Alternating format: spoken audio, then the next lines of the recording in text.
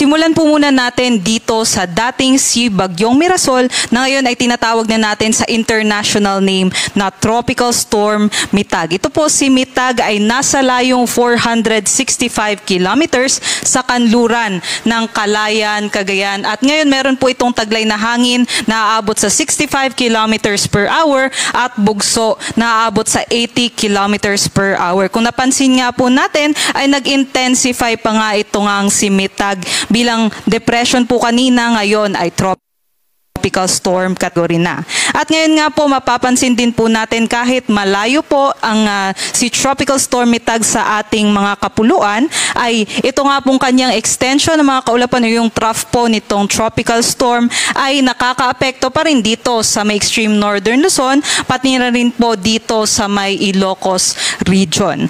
At ito naman po ang ating mga kaulapan dito sa kanlurang bahagi ng Luzon, Visayas, pati na rin konting bahagi dito sa Mindanao ay sanhi naman itong southwest monsoon na may konting enhancement po or pagpapalakas dahil naman nitong si Tropical Storm Mitag. Kaya't asahan po natin yung makulimlim na panahon na may tsansa na mga scattered rain showers, especially during the afternoons and evenings po yan dito sa may Central Luzon area, particular sa Zambales, Bataan, pati na rin po dito sa may Pampanga, Bulacan, sa may Metro Manila, western sections din po ng Calabarzon, sa may Mimaropa area, pati na rin sa may Western Visayas, Negros Island region at dito rin po sa may Zamboanga Peninsula.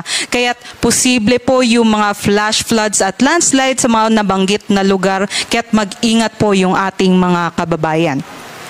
Dito naman po sa may silangang bahagi ng ating bansa, pansin na rin po natin yung mga pulu-pulong mga kaulapan dyan. Ito po yung ating mga localized thunderstorms. So, every afternoons po, potentially, meron po tayong mga localized thunderstorms dito po, especially sa may eastern side po ng ating bansa. Kaya anong bahagi man tayo ng ating kapuluan, ay magdala pa rin po tayo ng mga payong panangga sa ulan, pati na rin po sa init.